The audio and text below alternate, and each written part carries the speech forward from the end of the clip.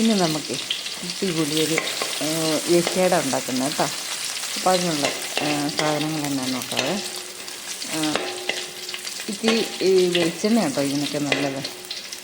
ഇത്തിരി വെളിച്ചെണ്ണ ഒഴിച്ച് വെളുത്തുള്ളി നന്നായിട്ട് ചതച്ചത് നന്നായിട്ട് മുപ്പിക്കുക. അത് കഴിഞ്ഞ് പിന്നെ ബാക്കി ഇറച്ചിക്കുണ്ട് ആ കാര്യങ്ങളുണ്ടല്ലോ, ഇഞ്ചി, കറിവേപ്പില, ഇച്ചിരി പച്ചമുളക്, ആവശ്യത്തിന് സവാള, ഇതെല്ലാം കൂടി ഇട്ട് നന്നായിട്ട് വഴറ്റുക കേട്ടോ. ഒരു മീഡിയം സൈസ് സവാളയെ ഞാൻ എടുത്തിട്ടുള്ളൂ കേട്ടോ. കാരണം ഒരു 3/4 കിലോ മുഴനെഞ്ച് ഞാൻ എടുത്തിട്ടുള്ളൂ കേട്ടോ. പിന്നെ അതിന് ആവശ്യമായിട്ടുള്ള പൊടികൾ, ഇതിന് മല്ലിപ്പൊടി, മഞ്ഞൾപ്പൊടി, മുളക് പൊടി, പിന്നെ ഇത്തിരി ഗരം മസാല ഇത്ര എടുത്തിട്ടുള്ളൂ കേട്ടോ. ഇതെല്ലാം കൂടെ ഒന്ന് മൂപ്പിച്ച് എടുക്കുക. കാരണം ഇതിൻ്റെ പച്ചമണം ഇത്തിരി മാറണേ. കാരണം വേവിച്ച മുഴനെഞ്ച അതിൻ്റെ അകത്തൊക്കെ എടുത്തേക്കുന്നത് ഞാൻ.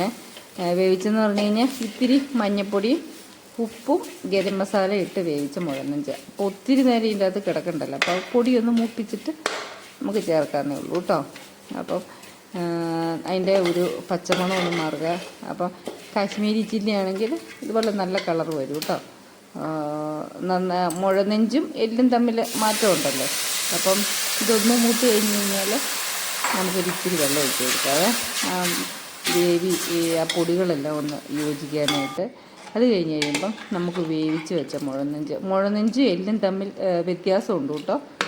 ഈ വാരിയല് ചിലപ്പോൾ മുഴനെഞ്ചാന്നൊക്കെ പറഞ്ഞുകൊണ്ട് കിട്ടുവേ. അപ്പോൾ മുഴനെഞ്ച് വേറെയാണ്. ഇത്തിരി നെയ്യുടെ അംശവും ഏഷ്യാട ഉണ്ടാക്കാൻ ഏറ്റവും നല്ലത് ഈ മുഴനെഞ്ചാണ്. അപ്പോൾ നമുക്ക് ഇതിൻ്റെ അകത്തോട്ട് വേവിച്ച് വെച്ചേക്കുന്ന ഈ മസാലക്കൂട്ടിൻ്റെ അകത്തോട്ട് ഇടുക. ഇട്ട് നന്നായിട്ട് ഇളക്കി അത് മൂടി വയ്ക്കുക. അത് ശരിക്ക് പറ്റണം. കാരണം അതിൻ്റെ അകത്ത് വെള്ളത്തിൻ്റെ ജലാംശം ഒത്തിരി ഉണ്ടല്ലോ. അപ്പം ഇറച്ചിക്കകത്ത് വെള്ളം ഒഴിച്ചില്ലെങ്കിലും ഇതിൻ്റെ അകത്ത് വേകുമ്പോൾ കുക്കറിൻ്റെ അകത്ത് ആവശ്യത്തിന് വെള്ളം കാണും കേട്ടോ. അപ്പോൾ ഇത് പറ്റിച്ച് നമുക്ക് ആവശ്യമുള്ള ഗ്രേവി ആകുമ്പോൾ ഉപ്പൊക്കെ നോക്കിയിട്ട് അത് നിർത്തി ഓഫാക്കി വയ്ക്കുക കേട്ടോ. അത് കഴിഞ്ഞ് നമുക്കിനി കപ്പ വേവിക്കാൻ നോക്കാവേ. അപ്പം നന്നായിട്ട് വേവുന്ന കപ്പയായിരുന്നു കേട്ടോ. കപ്പ വെന്ത് കഴിഞ്ഞ് കഴിഞ്ഞാൽ ഇച്ചിരി ഉപ്പിട്ട് കപ്പ വേവിച്ച് കഴിഞ്ഞ് കഴിഞ്ഞാൽ അതൊന്ന് ഉടച്ച് വെക്കുക കേട്ടോ. ഞങ്ങളുടെ ഭാഗത്തൊക്കെ തേങ്ങ അരച്ച് ചേർക്കും. ഏഷ്യാഡിനാണേലും അത് കപ്പ ബിരിയാണിക്കാണേലും അത് കേട്ടോ. അപ്പോൾ ഇതിപ്പം ഞാൻ അരച്ച് വെക്കാതെ ഈ തട്ടുകടയിലൊക്കെ ഉണ്ടാക്കുന്ന ആ ഒരു രീതിയിലാണ് ഉണ്ടാക്കുന്നത്. അപ്പം 2 പേർക്കുള്ളത് മതിയല്ലോ, കുറച്ച് മതി. അപ്പോൾ അതുകൊണ്ട് കുറച്ച് കറിയെടുത്ത് കുറച്ച് കപ്പയെടുത്ത് ഞാൻ ഉണ്ടാക്കുവാണ്. ഇത് കടുക് പൊട്ടിക്കുക. അതിൻ്റെ അകത്ത് ഇച്ചിരി കുരുമുളകും പറ്റൽമുളകും കറിവേപ്പിലയും കൂടെ ഇട്ട് നമ്മൾ ഉടച്ച് വെച്ചേക്കുന്ന കപ്പ, ചുമ്മാ ഉപ്പ് മാത്രം ഇട്ട് വേവിച്ച കപ്പ കേട്ടോ. മഞ്ഞൾപ്പൊടി പോലും ഇട്ടിട്ടില്ല. ആവശ്യത്തിന് കപ്പ എടുക്കുക. കറി അതിൻ്റെ അകത്തോട്ട് ഇടുക കേട്ടോ. നമ്മൾ വേവിച്ച് വെച്ചേക്കുന്ന കറി അതിൻ്റെ ഗ്രേവി കൂട്ടിയിടണം കേട്ടോ. കുറവെന്ന് തോന്നിക്കഴിഞ്ഞാൽ കുറച്ചുകൂടെ ഗ്രേവി അതിൻ്റെ അകത്തോട്ട് ഇടണം. എന്നാലേ അതൊരു ലൂസായിട്ടിരിക്കുള്ളൂ. അതായത് നല്ല ക്രീമി ആയിട്ടിരിക്കും. എന്നാലും ഇതിനൊരു ടേസ്റ്റ് വരുള്ളൂ കേട്ടോ.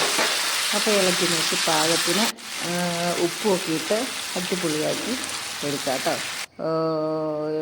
ലാസ്റ്റ് നമുക്കൊരിത്തിരി മല്ലിയില ഇട്ട് കഴിഞ്ഞ് കഴിഞ്ഞാൽ ഇതിനൊരു എന്നാ പറഞ്ഞ പ്രത്യേക ഒരു ഫ്ലേവറൊക്കെ ഉണ്ടാവും കേട്ടോ. ഇത് ചൂടോടുകൂടി കഴിക്കണം, തണുക്കാൻ നിൽക്കരുത്. അപ്പം അന്നേരം തന്നെ ഉണ്ടാക്കി നമ്മൾ അന്നേരം തന്നെ കഴിക്കുക എന്നുള്ളതാണ് നല്ലത്. അപ്പം സൈഡായിട്ട് നമുക്കിച്ചിരി സവാള, നമ്മുടെ നോർത്ത് ഇന്ത്യൻസൊക്കെ ഒരു വലുതായിട്ട് അരിഞ്ഞു വയ്ക്കാം, കുഞ്ഞതായിട്ട് അരിഞ്ഞു വെക്കാം. ഞാൻ ചിലപ്പോൾ എളുപ്പത്തിന് ഒരു സവാള നടുവേ മുറിച്ചങ്ങ് വെച്ചിട്ട് കടിച്ചു കൂട്ടും കേട്ടോ. നല്ല ടേസ്റ്റാണ്. നല്ല ടേസ്റ്റാണ്. എല്ലാവരും ഒന്ന് ട്രൈ ചെയ്ത് നോക്കുക കേട്ടോ. ഒരു സൺഡേ സ്പെഷ്യലായിരുന്നു, ഞായറാഴ്ച ഉണ്ടാക്കിയതായിരുന്നു. അപ്പം ഇടയ്ക്ക് കുറേശ്ശെ ഉണ്ടാക്കിയാൽ മതിയല്ലോ, ഒരുപാട് ഉണ്ടാക്കേണ്ട കേസില്ലല്ലോ. അപ്പോൾ എല്ലാവരും ഇതൊന്ന് ട്രൈ ചെയ്ത് നോക്കുക കേട്ടോ. അപ്പോൾ ശരി, ഇനിയിപ്പം നമുക്ക് അടുത്ത വീഡിയോയിലൊക്കെ കാണാം കേട്ടോ. അപ്പം ബൈ.